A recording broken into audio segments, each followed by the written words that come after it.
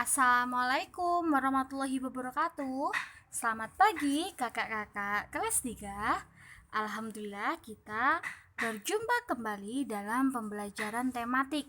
Nah, hari ini kita akan belajar tentang sumber energi dan perubahan energi pada tema 6 subtema 1 dan 2. Nah, sebelumnya, apakah kalian sudah tahu apa itu energi? Nah, jadi energi adalah daya atau kekuatan yang dapat digunakan untuk melakukan berbagai proses kegiatan. Nah, jadi energi tersebut dapat berubah dari satu bentuk ke bentuk yang lainnya, sehingga kita bisa memanfaatkan energi-energi tersebut dengan sangat baik di kehidupan kita. Semua benda yang menghasilkan energi disebut sebagai sumber energi. Nah, sumber energi itu sendiri dibagi menjadi dua macam. Yang pertama adalah sumber energi yang dapat diperbaharui. Artinya kita bisa memanfaatkannya secara terus-menerus tetapi dengan sangat baik ya. Nah, yang kedua yaitu sumber energi yang tidak dapat diperbaharui. Artinya, sumber energi tersebut memiliki jumlah yang sangat sekali terbatas. Nah, kita akan membahas tentang sumber energi yang dapat diperbaharui. Yang pertama adalah matahari. Nah, sesuai yang ada di buku kalian halaman 3 dan juga 4. Jadi, matahari adalah sumber energi yang terbesar di bumi. Nah, matahari itu sendiri ternyata juga disebut sebagai energi surya atau bisa dengan istilah PLTS, pembangkit listrik tenaga surya. Matahari itu sendiri mampu menghasilkan energi panas dan juga cahaya. Manfaat dari sumber energi matahari yaitu yang pertama, untuk proses fotosintesis bagi tumbuhan. Nah, yang nantinya akan menghasilkan makanan dan juga energi untuk semua makhluk hidup, yaitu adalah oksigen. Yang kedua, menyehatkan tulang kita. Selanjutnya yaitu digunakan untuk pembangkit listrik. Nah, biasanya kalau di kota-kota besar, yaitu pembangkit listriknya bisa dimanfaatkan sebagai panel surya. Yang selanjutnya yaitu membantu mengeringkan benda, misalkan mengeringkan baju, mengeringkan ikan, proses membantu dalam pengkristalan garam dan lain sebagainya. Oleh karena itu, matahari disebut sebagai sumber energi terbesar di bumi karena sangat bermanfaat untuk semua makhluk hidup yang ada di bumi. Nah, dari informasi pada halaman 3 dan 4, kita bisa menjawab latihan soal seperti yang ada di screen ya nak. Kalian bisa menuliskan dari hasil diskusi kita saat online. Nah, selanjutnya bisa dibuka halaman 15. Nah, yakni kita tadi sudah belajar dan diskusi bersama tentang kata-kata yang muncul saat kita berdiskusi tentang energi dan juga perubahan, yaitu ada energi, cahaya, fotosintesis, panas, dan juga sumber. Nah, di situ ada huruf-huruf yang saling acak. Jadi, kalian bisa mengurutkan huruf-huruf tersebut menjadi satu kosakata pada materi hari ini. Nah, seru ya kak. Nah, selanjutnya yang kedua, sumber energi yang dapat diperbaharui yaitu ada air. Jadi, energi yang bersumber dari tenaga air dan banyak sekali dimanfaatkan manusia karena air itu sendiri merupakan sumber energi yang ramah lingkungan serta juga bisa digunakan untuk pembangkit listrik loh, atau dengan istilah PLTA, pembangkit listrik tenaga air. Nah, seperti itu ya nak. Jadi aliran-aliran airnya akan mengalir pada generator, kemudian memutar generator tersebut atau turbin sehingga menghasilkan energi listrik.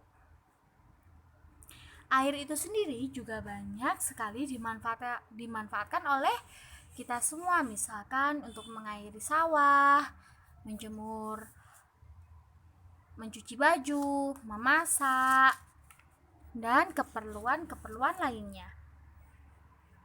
Selanjutnya yaitu ada angin. Angin banyak juga digunakan di seluruh dunia karena tidak terbatas jumlahnya. Pemanfaatan energi ini biasanya digunakan untuk menghasilkan energi listrik juga, yaitu dengan bantuan kincir angin.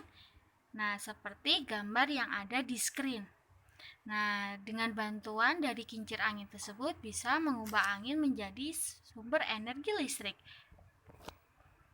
Nah, pada halaman 33 di situ ada informasi tentang angin, air adalah sumber energi. Nah, di situ ada contoh-contoh nama PLTA yang ada di Indonesia. Contohnya ada PLTA Jatiluhur, yaitu ada di lokasi Purwakarta, Jawa Barat. Ada juga PLTA Karangkates, Malang, Jawa Timur. Nah, di situ PLTA tersebut sangat membantu masyarakat yang ada di Indonesia khususnya. Jadi, selain untuk mengairi dan juga untuk mengatur jalannya air, serta juga bisa digunakan untuk sumber energi listrik. Wah, hebat sekali ya, Kak, negara kita.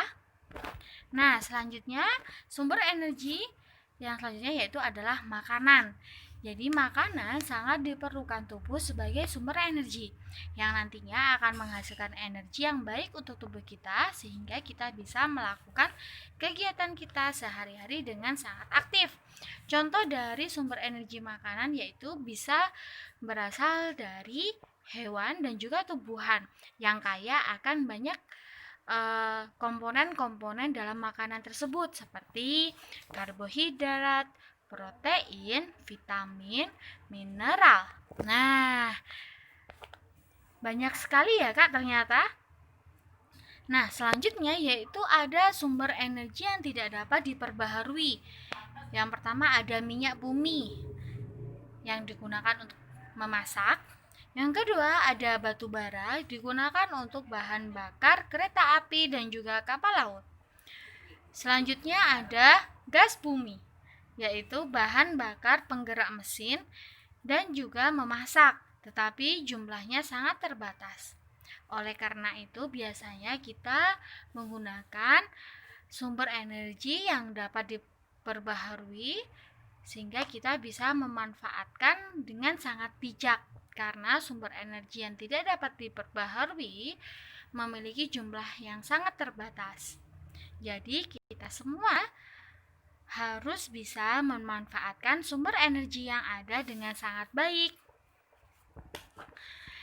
Nah, selanjutnya yaitu ada perubahan energi. Jadi, perubahan energi dapat dilihat pada kehidupan kita sehari-hari, misalnya pada peralatan yang ada di lingkungan kita, bisa di rumah, di sekolah. Yang pertama yaitu ada perubahan energi listrik menjadi panas. Jadi, awalnya berasal dari listrik, kemudian dari listrik tersebut diubah menjadi energi panas yang bisa dimanfaatkan di kehidupan kita. Contohnya ada setrika yang biasanya digunakan untuk menghaluskan pakaian. Kemudian ada rice cooker atau penahan ASI yang biasanya ada di kehidupan kita untuk proses membantu memasak. Nah, selanjutnya ada perubahan energi listrik menjadi gerak. Ya, jadi dari energi listrik diubah menjadi gerak seperti kipas angin. Jadi baling-baling kipas angin tersebut bergerak ya, Nak.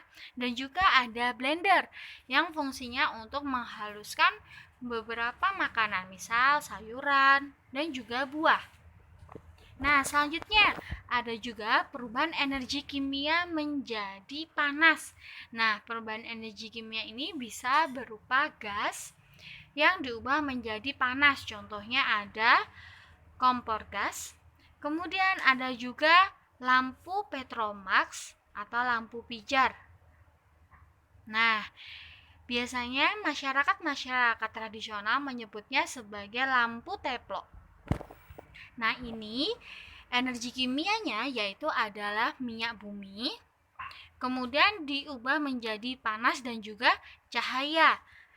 Panas cahaya dari api yang dihasilkan. Nah, selanjutnya ada juga perubahan energi gerak menjadi energi bunyi. Contohnya ada lonceng. Jika kita gerakan beberapa benda akan menghasilkan bunyi. Nah, seperti lonceng jika kita gerakan akan menghasilkan bunyi ting-ting. Selanjutnya ada juga kentongan yang biasanya ada di pos kampling yang ada di sekitar masyarakat. Nah, fungsi dari kentongan tersebut yaitu untuk membantu masyarakat mengamankan desa atau daerahnya masing-masing ataupun jika ada tanda darurat. Ada juga energi gerak menjadi bunyi biasanya dimanfaatkan dalam alat-alat tradisional seperti marakas, kemudian gendang, tamborin, drum, nah dan lain sebagainya. Wah, banyak sekali ya Kak perubahan energi yang bisa dimanfaatkan di kehidupan kita. Nah, terima kasih untuk pembelajaran hari ini. Jadi, tugas yang dikerjakan adalah mengerjakan halaman 36 nomor 3. Yang kedua adalah mengerjakan halaman 67 dan juga 68. Jika ada yang ditanyakan, kalian bisa langsung WhatsApp Ustadzah ya. Terima kasih untuk pembelajaran hari ini. Sekian dari Ustadzah. Wassalamualaikum warahmatullahi wabarakatuh.